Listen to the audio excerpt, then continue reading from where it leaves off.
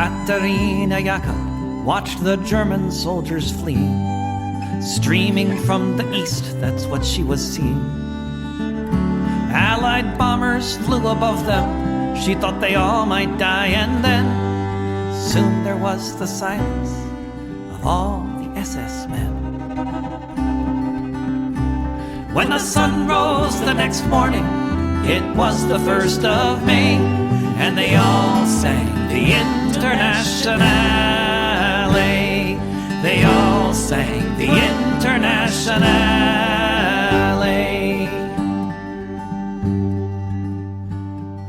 Katerina Jakob saw red flags flapping in the breeze above the Russian tanks, and she fell upon her knees.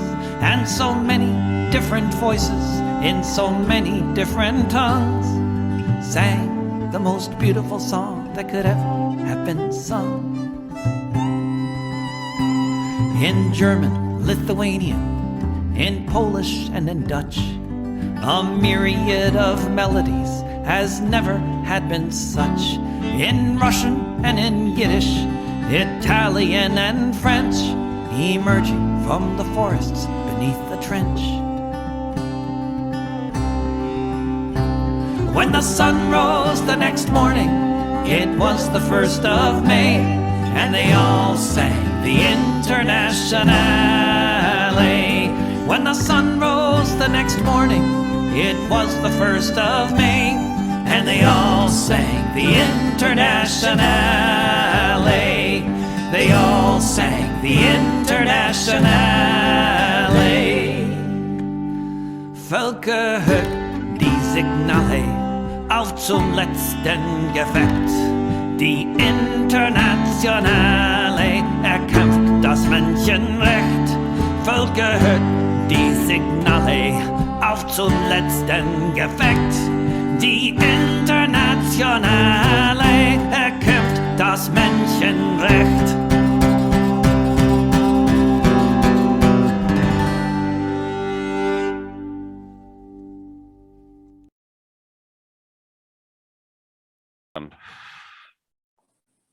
Hello and welcome to Revolutionary Socialist Review for October 28th, 2021.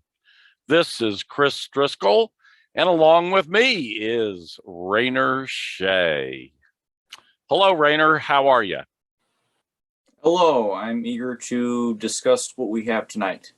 Okay. Jump right in then. We won't even dispense with the, or we will dispense with the preliminaries. First on the list, China and Cuba's market reforms aren't revisionist. Take it away.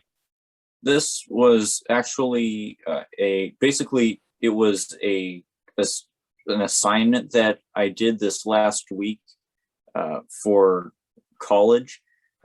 And it was received well, which I'm happy to have happened, because it seems like, given that I didn't get any pushback from my classmates on this, people in general aren't really inclined towards the kinds of arguments that come from the anti-revisionist camp.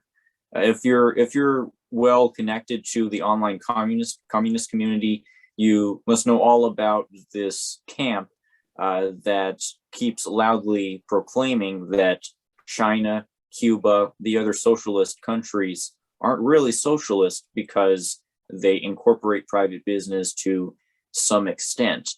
But when I read Critique of the Gotha Program this last week, Marx's work, Critique of the Gotha Program, when it was assigned for me to read in class, I encountered a tidbit of theory that really goes against this narrative that China and Cuba's market reforms are a betrayal of Marxism, because Marx explained in this work of his that in the first stage of the socialist revolution, before states and money and the capitalist mode of production have been able to be abolished, the communist society is not going to be fully developed. It's going to retain a lot of the characteristics of the capitalist society that birthed it, as Marx says.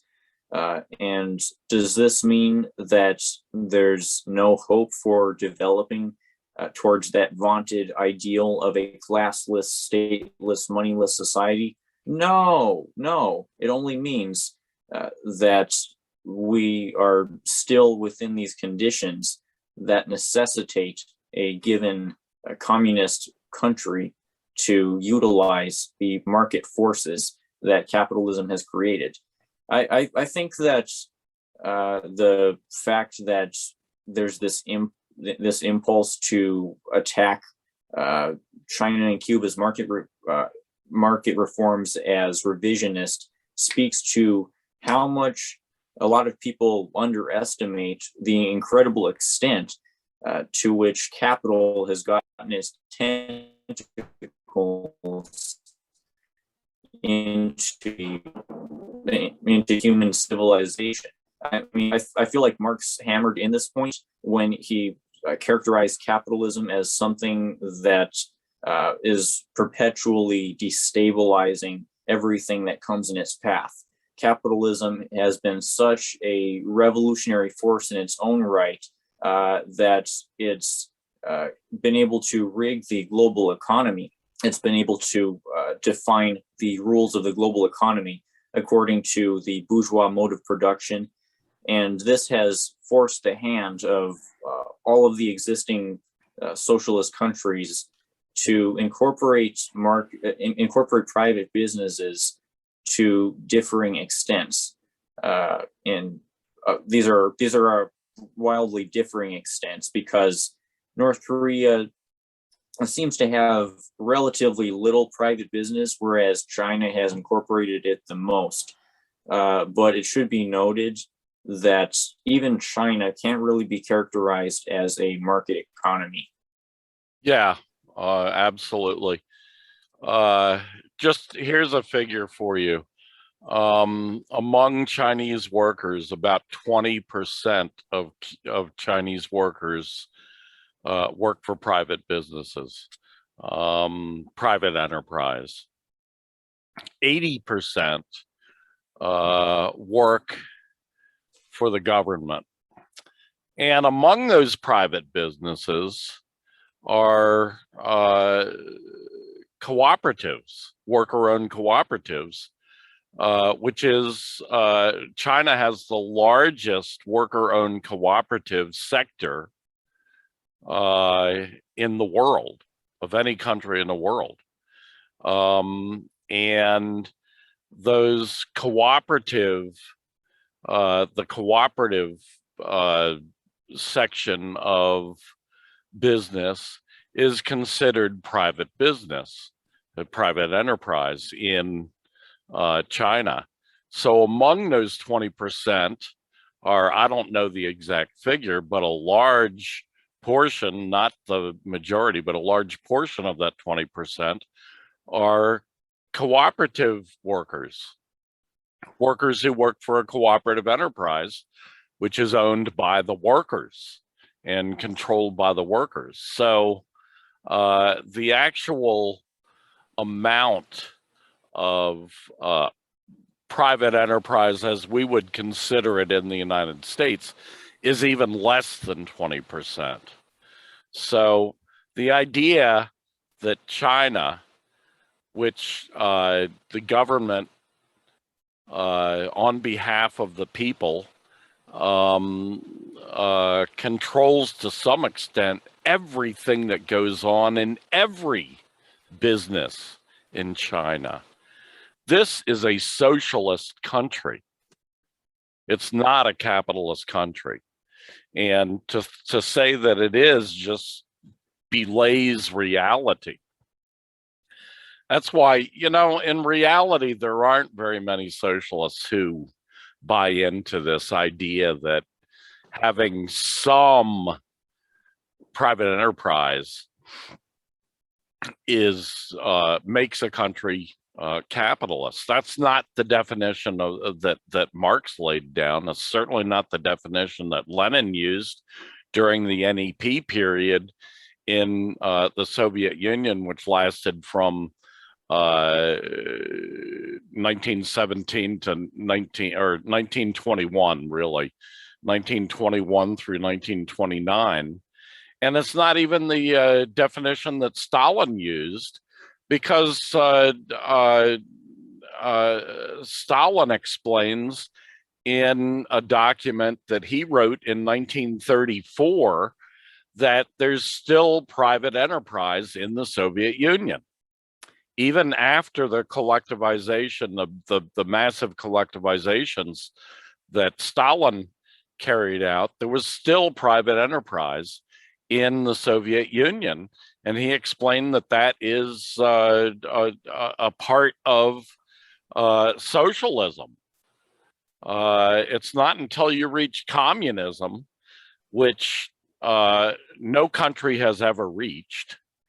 It's something that's in the long term of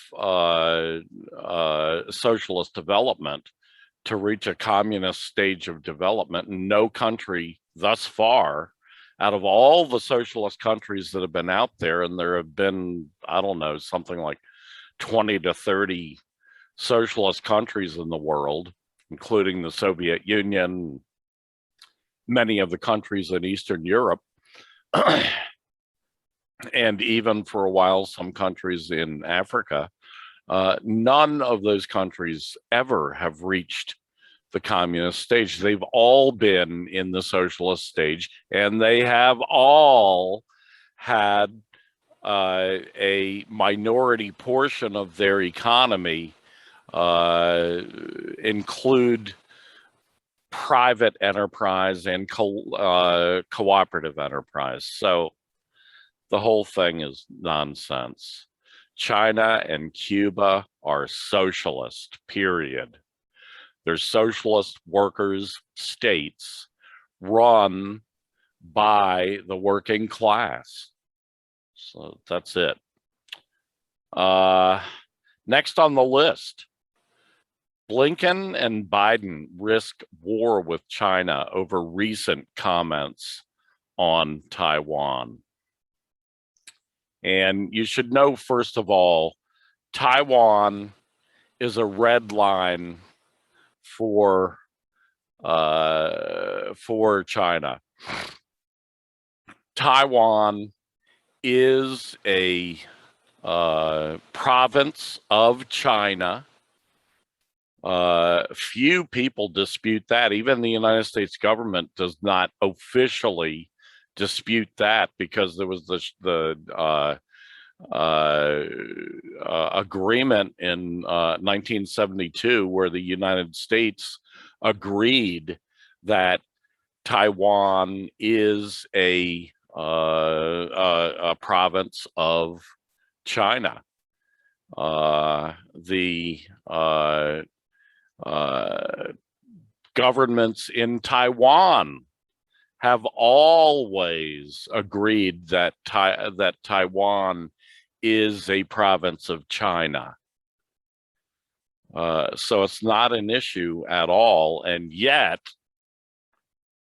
the US is burying the possibility of easing China-US tensions, and even escalating tensions due to US Secretary of State Anthony Blinken's remarks on support for the island of Taiwan's involvement in the UN. Although the US attempt will fail eventually, China still needs to take tougher action, especially, and this is from an editorial. Well, it's from an article and an editorial in the Global Times, which is the Communist Party of China's daily tabloid.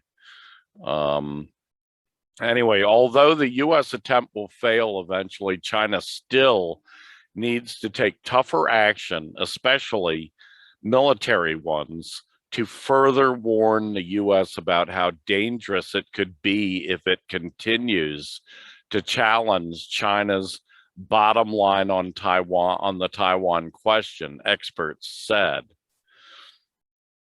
It seems like the force which wants to confront China and doesn't want to see any recovery in US-China relations has already dominated the US strategic and decision-making circle, and the force who prefers to handle China-US relations pragmatically is losing influence, said Chinese analysts. Given the situation, the US would not get the cooperation it wants from China, and will feel more pain in the areas that it believes it should compete with China, because Washington has already shown its intention to not only challenge UN Resolution 2758, but also the political foundation of China-US relations. Blinken on Tuesday called on UN member states to support the island's robust participation in the US UN system, according to the US State Department website. Now think about what that means. What that means is, well, put it in the terms of the United States of America. Let's say Alaska all of a sudden decides it wants to be a member of the UN. Well, the United States would not allow that, because that would say that Alaska is an independent country. It's not. It's a province of the United States. It's a state of the United States. Chinese Foreign Ministry spokesperson Zhao Lijian, the Chinese embassy to the US and the Chinese embassy to the US have expressed strong dissatisfaction and lodged solemn representations in a statement on Wednesday, saying that the one China principle is a widely recognized consensus among the international community, and the bottom line of China's diplomatic relations with other countries, which does not allow the US's challenge and distortion. Zhao said at a routine press conference on Wednesday that if the US insists on playing the Taiwan card this way, it will definitively risk China-US relations and will seriously harm peace and stability in the Taiwan Straits and the interests of the US. The Chinese embassy in the US released a statement on Wednesday saying that the Taiwan question is not about so-called values. By hyping them up, the US is just intentionally distorting this issue and misleading public opinion. The Taiwan Authority has been keeping its diehard position of Taiwan secession and adamantly refusing to recognize the 1992 consensus. With the support and encouragement of its American boss, it is sparing no effort to extend its international space and go further down the path of Taiwan secession, the embassy statement said. The Tsai Ing-wen Authority has said that the island will defend itself to the very last day if Chinese mainland attacks. Most people know they are bluffing. A recent Wall Street Journal report quoted several experts as assessing that Taiwan's military has poor preparation and low morale. Also, adult men in Taiwan don't actually want to fight, according to the Wall Street Journal. The article doubted the island would stand much chance against China's People's Liberation Army. The report also advised that that the Taiwan military could become far more effective by training with the US. How could it be possible to boost low morale of the Taiwan military by training with the US Army? In 2003, I asked a former soldier in Taiwan, and this Global Times editorial is written by the editor of the Global Times. So when it's the I there, that's who's talking. In 2003, I asked a former soldier in Taiwan whether the island is able to defend itself if war breaks out. He made it very clear that the answer is no. I then asked him how long he thinks the island could hold. He answered that maybe dozens of hours, which is probably pretty close to the truth. That was a long time ago. Today, the military capability comparison between the Chinese mainland and the island of Taiwan is completely different from 18 years ago. From my point of view, first of all, the mainland doesn't want to fight a war. It has the will to safeguard peace and take war as the last resort.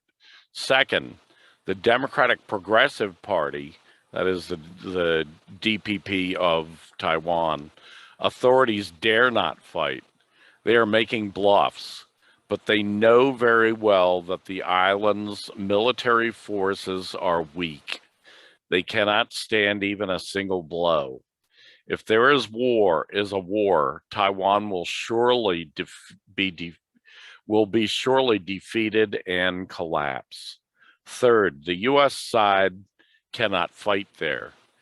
Should it not go into a war there, the Taiwan Straits will be Washington's strong bargaining chip. Otherwise, the Straits will become the grave of American soldiers. The U.S. will suffer heavy losses instead of making gains. Hu Shijin, that's the editor of Global Times, concludes that if the Taiwan question escalates so that it can only be solved through military means, the sudden surrender of Taiwan authorities who dare not fight is within everyone's This Taiwan thing, it's justified by the narrative that Taiwan is its own independent country, and I'm trying to wrap my head around how the imperialist propagandists can justify putting forth this narrative, and how the so-called China watchers in the West can rationalize believing it. Because as you explained in detail just now, the United Nations does not share their stance on Taiwan. It's not even the official position of the United States.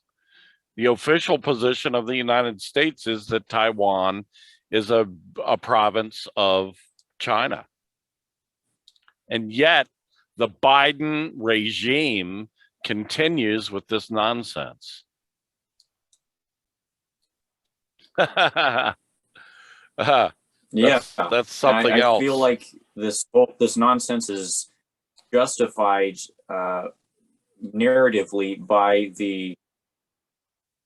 I feel like they justify this narrative with the additional myriad of narratives about how the PRC is a so-called totalitarian dictatorship that brutally represses the people, about how they have no freedoms in China, about how China has a dystopian social credit system, and so on and so forth.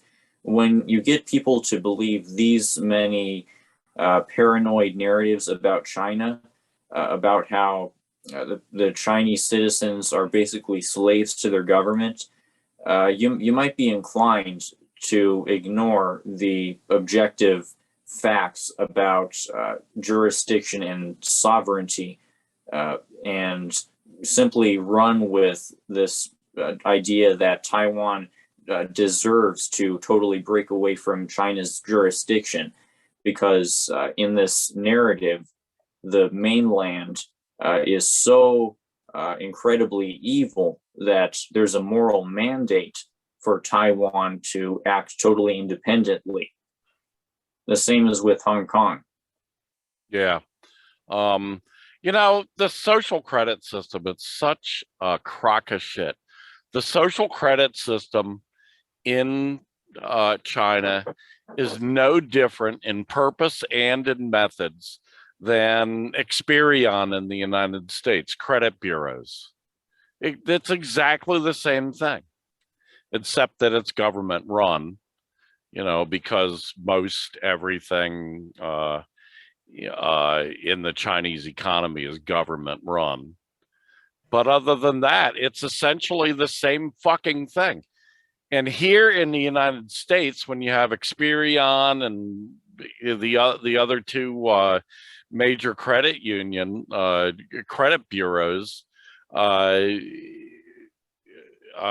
doing exactly the same thing, no one says a fucking word about it. Is the United States a totalitarian dystopia because it has those credit bureaus? It's just ridiculous, you know, just ridiculous.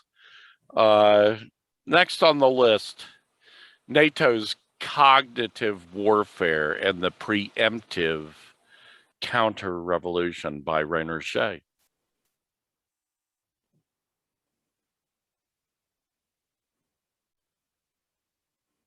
As I've studied Yugoslavia, how the United States and NATO and the CIA systematically dismantled Yugoslavia's socialist project by instilling in the people there these fabricated narratives about the Serbs committing atrocities.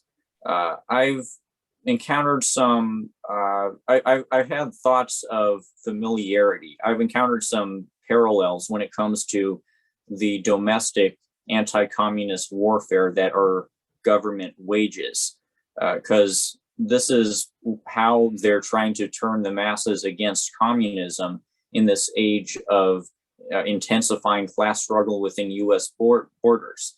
They're convincing the masses of atrocity narratives about communism, specifically the narratives against who other than China. They have seemingly convinced, according to Pew Research, something like 70% of Americans as of this year, of the idea that the PRC is committing a genocide against the Uyghurs. For context, Pew Research asked Americans this year if they think that the US should break economic ties with China over human rights disputes, and 70% of Americans in this poll answered yes. I don't know how true we should think that is, but clearly it's likely that the majority of US citizens as of now believe this false narrative. And this is obviously capable of blunting the development of class consciousness in the core of global imperialism, because if most people here believe that the world's largest socialist country is committing a genocide, they'll be less inclined to seek out and be open to Marxism-Leninism. However, this is not the be-all, end-all. This is an important thing for Marxist-Leninists in the United States and everywhere else to recognize, that just because some opinion poll shows that a lot or most people in a given country hold backwards or mistaken beliefs about something, does not mean that proletarian revolution is not going to happen in that country.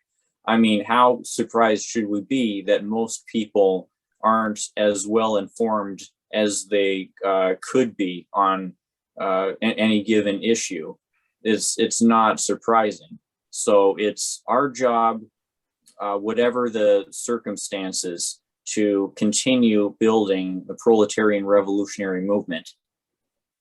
Yeah, the Biden regime is whipping up anti-Chinese hatred into a frenzy.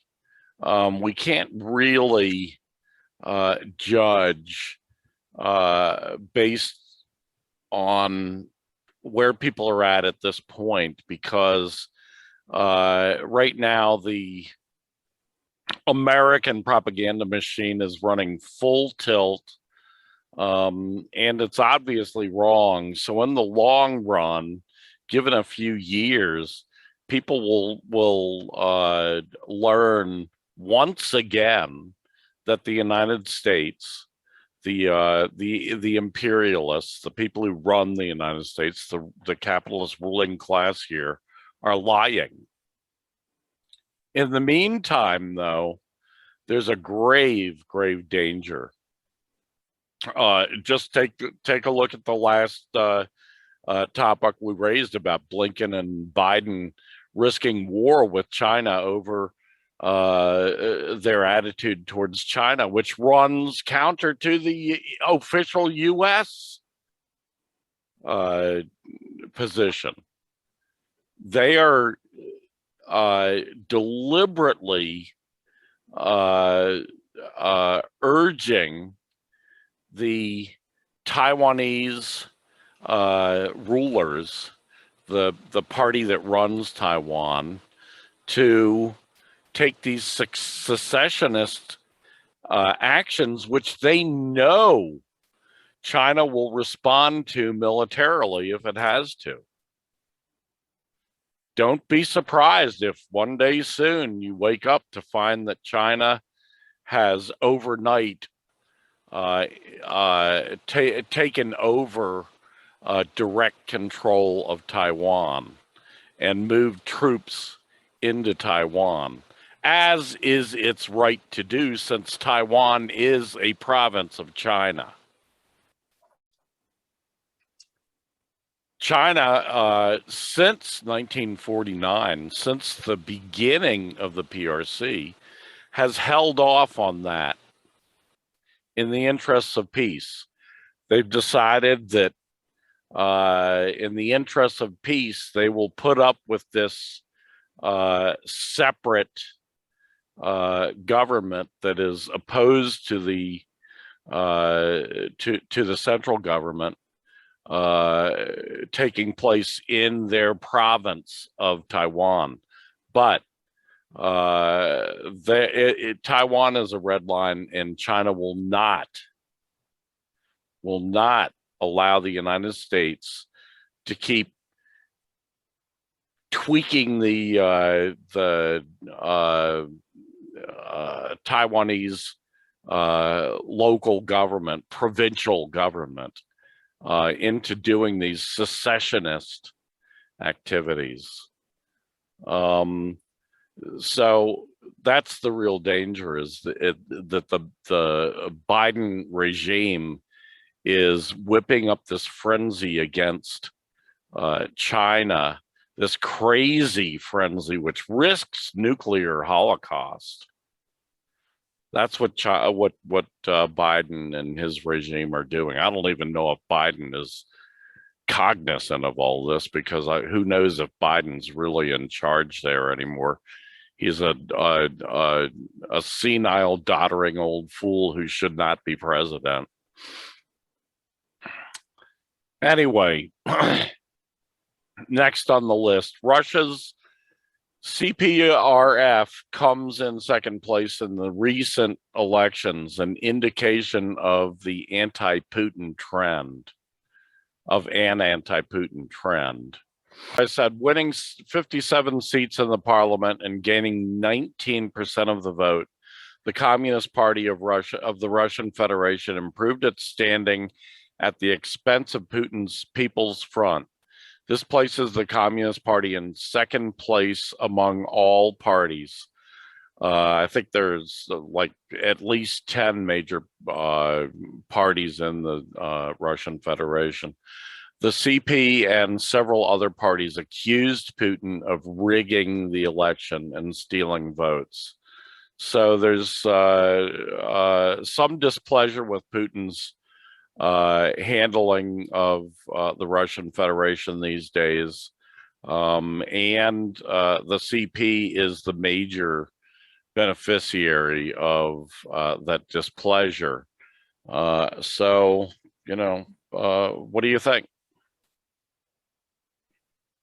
I'm thinking back to the quotes from Lenin and Stalin about the nature of revolution and how the insights from those quotes can be applied by today's Russian people.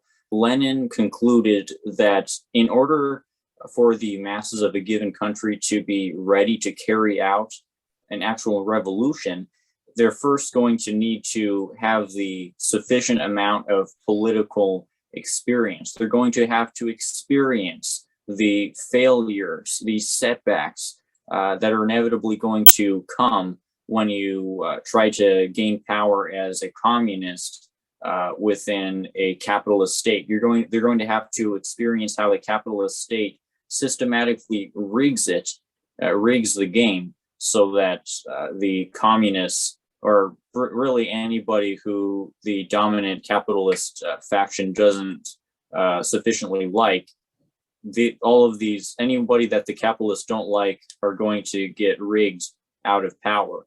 And I'm really glad to hear that the Communist Party there has the guts to call Putin out on this, because what they're doing with this call out is helping radicalize Russia's masses, help educate Russia's masses on this basic principle that they're not going to gain relief from Russia's neoliberal hellscape until they overthrow the capitalist state.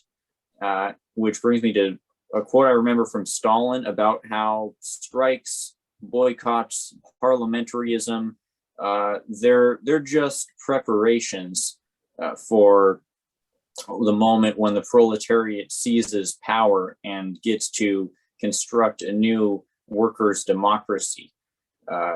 All of the activities that communists engage in with the bourgeois state, their purpose is to show the masses how futile it is to try to gain power within a capitalist state. Though, of course, there's nuances to this, as we've seen in Latin America in a lot of cases. At least Venezuela and Bolivia and Nicaragua have been able to hold on to their revolutionary gains despite not being able to overthrow their capitalist states. Yeah, absolutely. Though they are in a relatively disadvantageous position compared to somewhere like Cuba. They're in relative danger of counter-revolution. Yeah. Okay, next on the list, hiding imperialisms, atrocities, occupations, and exploitation. Rainer Shea, take it away. The dividing of the world between exploiting and exploited countries has created a division between the world's proletariat. The proletarians within the exploited countries and the proletarians within the exploiter countries they're seemingly, they at least appear to be on the surface working in opposite interests. But this appearance is an illusion. It may look like the American workers have a vested interest in imperialism, but really neither the workers in the exploited countries nor in the exploiting countries are going to be free until the capitalist imperialist order has been defeated. And what's important to note here is that imperialism is the highest stage of capitalism. And this illusion that the workers in somewhere like America will always be better off for as long as imperialism continues, it's what makes Americans generally inclined to shrug off the realities of Washington's imperialist violence abroad. And it's the job of Marxists to break down this illusion about the workers in these two parts of the global partition having opposing interests. We need to seek out unity. Anyway, hiding imperialisms, atrocities, and occupations and exploitation. Yes, very well done. Next on the list, the Lakhimpou massacres and a new upheaval in the Indian farmers movement. This is a pretty short story, but and it comes from the Internationale magazine. In India, the ruling right-wing Bharatiya Janata Party has been in power since 2014.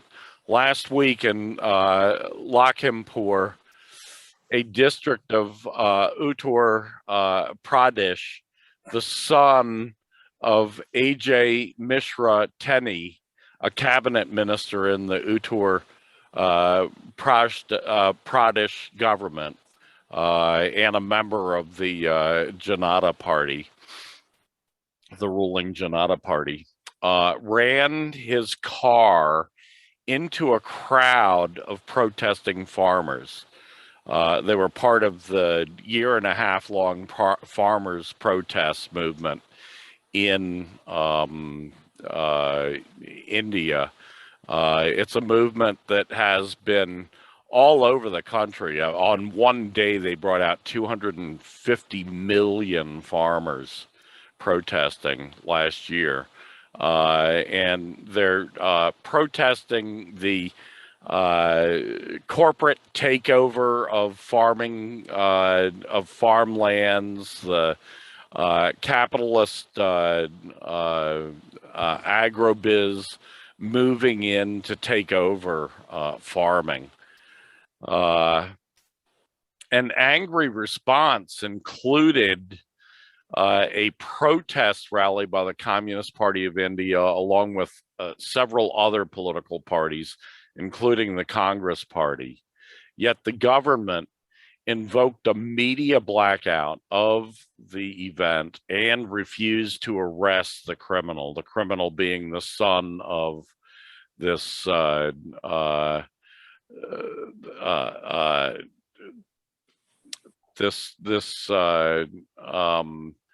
Janata Party politician in Uttar Pradesh. So that's all the news I could get. It was a very short story, but it seemed pretty important as a part of this big farmer protest movement that has been ongoing in India for a year and a half now. It's kind of like Kyle Rittenhouse. Yeah, exactly. Yeah. I wonder if Kyle Rittenhouse is actually going to go to jail, going to go to prison. No, not at all. They had the hearing over this just in the last couple of days, and nothing was done to Kyle Rittenhouse. That sets a precedent. It does. It's a precedent going on, obviously, in India and going on in the United States. You can, if you're some right-wing, what do they call those guys? Vigilante. Proud Boys. If you're some right-wing Proud Boy, you know, you can get away with attempted murder. Yeah. This crackdown against the Proud Boys, these other militias, has seemingly been window dressing. Yeah, because Biden has purged dozens of pro-Trump government officials after the January 6th, and I heard a news story about a police officer getting fired when it was found out that he was a Proud Boy. But now we have Kyle Rittenhouse not being convicted, from what I understand, and the judge, not the lawyers, but the judge, telling the lawyers that they shouldn't call Kyle Rittenhouse's the people who he killed victims. Right. Exactly.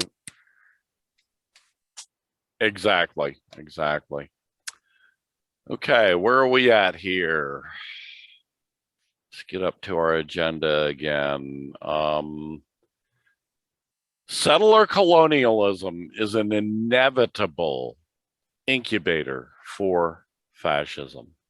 It's an inevitable incubator for fascism, because fascism is ingrained into the DNA of settler colonial countries even more deeply than in a country like Germany or Poland. Because whereas Germany and Poland are merely imperialist countries, somewhere like the United States or Canada, they're imperialist countries that only exist because of the ongoing imperialist exploitation of indigenous nations' territory. And fundamental to the mainstream ideology, to the orthodox ideology within countries like the US and Canada, is the idea that these countries are legitimate, that they have a right to hold jurisdiction over this land, even though they only exist due to ongoing colonial occupation. And when the public is that deeply ingrained within an innately fascistic, at least, idea that it's justifiable to steal and exploit and commit genocide against the peoples of a given land, that it's okay to take their lands and kill something like 9 in 10 of them. That's what was the case in North America. Then naturally there's going to be a strong lubricant, you could say, ideological lubricant for fascist ideas. Yeah, and that's why we see regimes like the Biden regime and the Trump regime before it, and the Obama regime before that, exhibiting more overt forms of fascism than we've seen in the past in this country. It's coming to a head now, especially under Biden. Although it was already getting pretty bad under Trump and under Obama. So that's it for tonight. I want to thank everyone for tuning in. Come back and see us again next week. In the meantime, thank you, Rainer, for everything you do on this show. And until then, I bid you a sweet adieu.